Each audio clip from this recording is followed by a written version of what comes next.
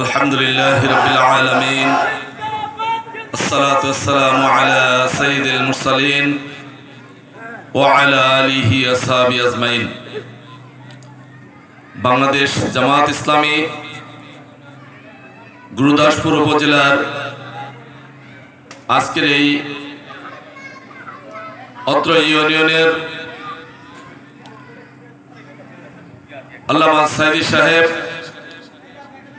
এবং বৈষম্য ছাত্র আন্দোলনের শহীদদের আত্মার মাগফিরাত শাহাদাত কবিলিয়তের আফিল আল্লাহর কাছে পেশ করার এই দোয়ার অনুষ্ঠানে উপস্থিত শ্রোতাভাজন সভাপতি, প্রধান অতিথি, জেলা জামাতের সম্মানিত আমির, সংগ্রামী আমির, কেন্দ্রীয় মজলিস শুরার অন্যতম সদস্য, বিশিষ্ট শিক্ষাবিদ ডক্টর মেনুল ইসলাম ভাই, উপস্থিত আছেন বাংলাদেশ জামাত ইসলামী গুরুদাসপুর উপজেলার সংগ্রামী সেক্রেটারি, বিশিষ্ট শিক্ষাবিদ আলহাজ অধ্যাপক আব্দুল হালিম ভাই, বড়াই গ্রামের সেক্রেটারি, আমার একান্ত প্রিয় আবু বকর সিদ্দিক ভাই সহ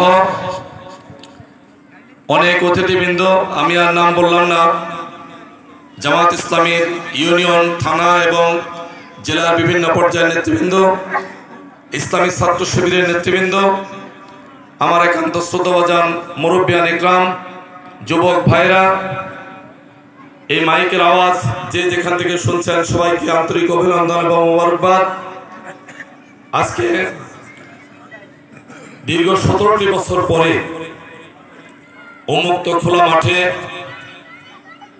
এভাবে কথা বলার সুযোগ আল্লাহ রাব্বুল আলামিন করে দিয়েছেন, বিধায় আল্লাহর শুকরিয়া আদায় করি আলহামদুলিল্লাহ। সম্মানিত হাজিরিন, আমরা তো আজকে ব্যর্থ।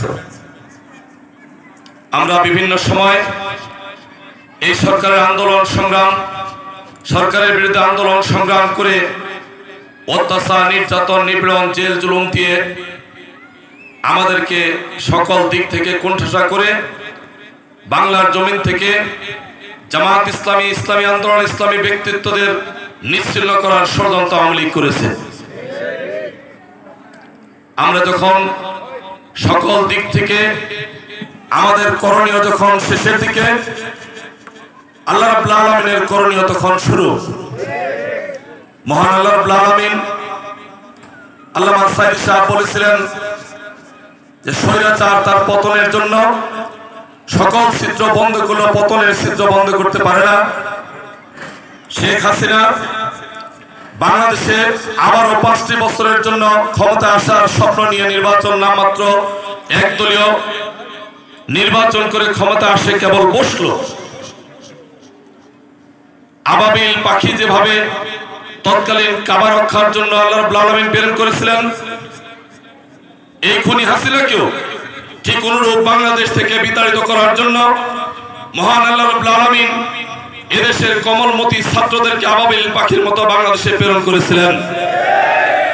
শুধু তাই নয়, বাংলাদেশের ইউনিভার্সিটির ছাত্র, মাদ্রাসার ছাত্র, কাওমি মাদ্রাসার ছাত্র, আলিয়ার ছাত্র, ইভেন সর্বোপরি প্রাইমারি স্কুলের ছাত্র আবাবিল পাখির মতো আওয়ামী লীগের বিরুদ্ধে, শেখ হাসিনার বিরুদ্ধে রাজপথে নেমে এসেছে। আমরা বলতে চাই, এই সরকার, বিগত সরকার নির্মমভাবে, নির্দয়ভাবে গুলি চালিয়ে বাংলাদেশের 1000-এর অধিক ছাত্র জনতাকে হত্যা করেছে। তারা মনে করেছিল বিগত সময় জামাতকে যেভাবে দমন নিপীড়নের মাধ্যমে স্তব্ধ করে রেখেছে, এই ছাত্রদেরকে ঠিক একই কায়দায় স্তব্ধ করবে। কিন্তু আল্লাহর ফয়সালা তাদের পরিকল্পনাকে ভণ্ডুল করে দিয়ে তাদেরকে এই ছাত্রদের মাধ্যমে পতন ঘটিয়ে এদেশের মাটিতে ইঁদুরের গর্ত তাদের জন্য রাখবে না, বিধায় এমন একটি পরিস্থিতি তৈরি হয়েছে, যেই পরিস্থিতির কারণে শেষ পর্যন্ত বাংলাদেশে নয়, বাংলাদেশের কোথাও ঠাঁই হয় নাই, আজকে দিল্লিতে গিয়ে অবস্থান করছে। আমরা বলতে চাই এদেশ 5 তারিখে ছাত্র স্বাধীন করেছে। শেখ হাসিনা 15 আগস্টের জন্য জাতির কাছে চোখের পানি ফেলে কান্নাকাটি করে বিভিন্ন অভিনয় করে বলেছে আমার বাবা সন্তান সন্ততি হত্যা করে আমাকে এতিম বানানো হয়েছে। তুমি নাকি বুঝো পিতা হারার বেদনাটা কি? ওই 1000-এর মধ্যে অসংখ্য পিতা মারা গিয়েছে, শহীদ হয়েছে, তাদের সন্তানদের বেদনা কি? তুমি তো নির্বিচারে গুলি করে চালিয়ে আবু সাইদকে হত্যা করেছো। তুমি তো গুলি চালিয়ে ওই পাবলিক একটা ছাত্র যখন শাহাদাত বরণ করে তখন সে বলেছিল আমার বাবা নেই, ছোট্ট একটি বোনকে রেখে যাচ্ছি, আপনাকেও দায়িত্ব নিয়ে আমার বোনটিকে লালন পালন করবেন। আমরা আজকে জাতির কাছে আওয়ামী লীগের ভাইদের কাছে বলতে চাই, আপনারা তো বেদনা বুঝেন, 1000-এর অধিক ছাত্র জনতাকে হত্যা করলেন, এই বেদনা কে বুঝবে? এই বেদনার পাশ্চিত্য কে দিবে বাংলাদেশ থেকে? আমি সর্বোপরি আপনাদেরকে বলতে চাই 5 তারিখে স্বাধীনের পরে আমরা দল মত ধর্ম বর্ণ নির্বিশেষে আমরা বলেছিলাম সবচেয়ে বেশি অত্যাচার হয়েছে, নির্যাতন করেছে, জুলুম করেছে জামাত ইসলামী আমিরে জামাত অধ্যাপক প্রফেসর গোলাম আজম সাহেব এবং মাওলানা মতিউর রহমান নিজামী থেকে শুরু করে দলের একদম সেন্ট্রাল যারা আন্তর্জাতিক মানের এক একজন খ্যাতি সম্পন্ন ব্যক্তিত্ব ইসলামী নেতৃত্ব তাদেরকে ফাঁসি দিয়ে ঝুলিয়ে হত্যা নির্যাতন নিপীড়ন করে এবং জগৎ বিখ্যাত শ্রেষ্ঠ আলেম আল্লামা সাঈদী সাহেবকে ইনজেকশনের মাধ্যমে শাহাদাত বরণ করিয়ে প্রমাণ করতে চেয়েছিল ইসলাম, ইসলামী আন্দোলন, ইসলামী ব্যক্তিত্বের মাধ্যমে এই দেশ থেকে ইসলামকে নস্যাৎ করবে। কিন্তু আজকে আওয়ামী লীগের ভাইদের কাছে বলতে চাই, আজকে দেখে যান বাংলাদেশের শুধু পুরুলিয়া নয়, বাংলাদেশের যেখানে যাব সেখানেই মানুষরা পঙ্গপালের মতো ইসলাম এবং ইসলামী আন্দোলনের দিকে আজকে প্রবেশ করছে। অতএব আমাদের আমিরে জামাত বলেছে অত্যাচার নির্যাতন নিপীড়ন জেল জুলুম জেলে পাঠিয়েছে, ইনফরমেশন দিয়ে পুলিশ দিয়ে ধরাই দিয়ে সমস্ত কিছুকে সাধারণ ক্ষমা করে দিয়েছেন। আমরা তার অক্ষরে অক্ষরে আনুগত্য করেছি। তিনি বলে দিয়েছেন ক্ষমতার পরিবর্তনে বৈষম্য ছাত্র আন্দোলনের মাধ্যমে আরেকটি স্বাধীনতা হয়েছে। এ সময় কোন হিন্দু তাদেরকে সংখ্যালঘু বলা যাবে না, তারা আমাদের ভাই, তাদেরকে নিরাপত্তা দিতে হবে। এদেশের খ্রিস্টান তাদেরকে সংখ্যালঘু বলা যাবে না, তারা আমাদের ভাই, তাদেরকেও নিরাপত্তা দিতে হবে।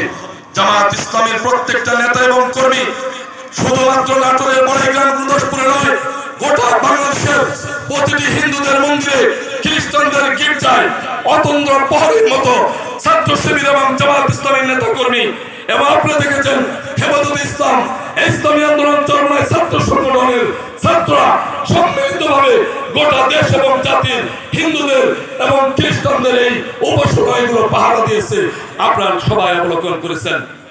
অতএব আমরা বলতে চাই আজকের ছাত্রদের দাবি হচ্ছে এই দেশকে তারা বৈষম্যপূর্ণ একটি দেশ করতে চায়, এই দেশকে আদর্শ দেশ করতে চায়, এই দেশকে দুর্নীতিমুক্ত বাংলাদেশ করতে চায়, এই দেশকে আধুনিক এবং সৎ নেতৃত্বের গড়া একটি বাংলাদেশ করতে চায়।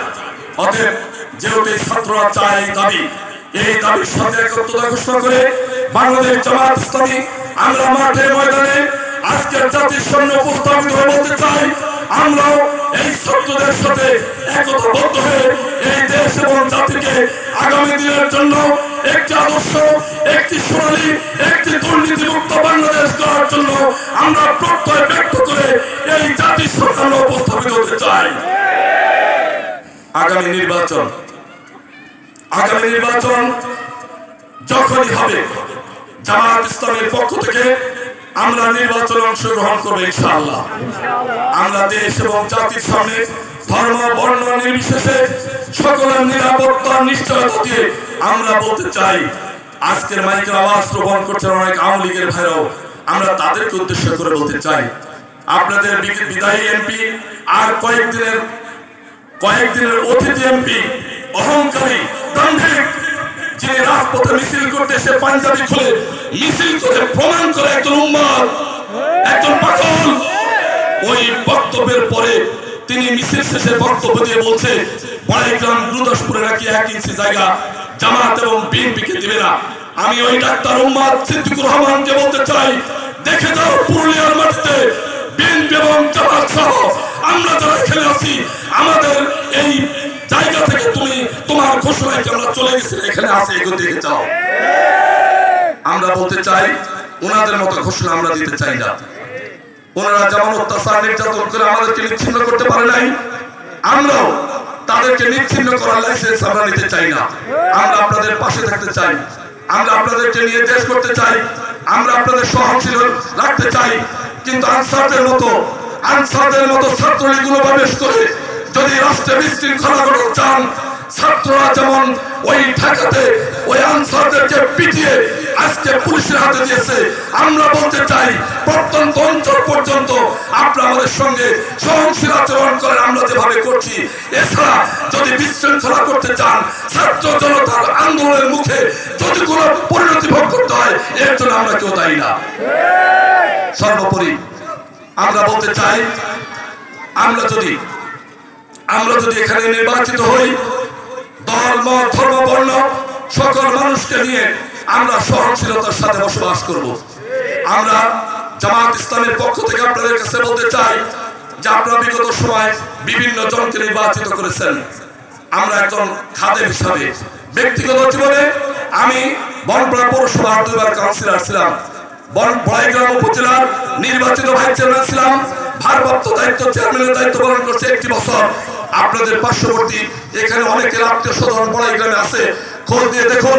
যদি আমার দ্বারা 1টি টাকার দুর্নীতি হয়ে থাকে, আমি যদি আমার নেতৃত্বের দায়িত্ব পালনে কোনো গাফিলতি করে থাকি, তাহলে আগামী নির্বাচনে জাতীয় সংসদের প্রার্থী আপনাদের সামনে আসলে আপনারা আমাকে বয়কট করবেন। আর যদি আমার বড়াইগ্রামের বাসী, আমার বড়াইগ্রামের জনগণ যদি বলে যে একজন যোগ্যতা আছে, যোগ্য দায়িত্ব পালন করার মতো, তাহলে আমি আপনাদের কাছে বিনয়ের সাথে অনুরোধ রাখবো, একটিবার আমাকে নির্বাচিত করে দেন। আমি সিদ্দিকুর রহমান পটলকে দেখাই দিতে চাই যে সংসদ সদস্যের দায়িত্ব কিভাবে পালন করতে হয়, কিভাবে দল মত ধর্ম বর্ণ সরকারি দল বিরোধী দল নিয়ে একতাবদ্ধ হয়ে বসবাস করতে হয়, এটা আমি দেখিয়ে দিতে চাই। অতএব আগামী দিনের নির্বাচনে আপনাদের সবার সমর্থন, সহযোগিতা, দোয়া এবং সকলের কাছে আন্তরিকভাবে সমর্থন কামনা করে আমি আমার কথা শেষ করলাম। খোদা হাফেজ। বাংলাদেশ জিন্দাবাদ, বাংলাদেশ জামাত ইসলামী জিন্দাবাদ। আসসালামু আলাইকুম রহমতুল্লাহ।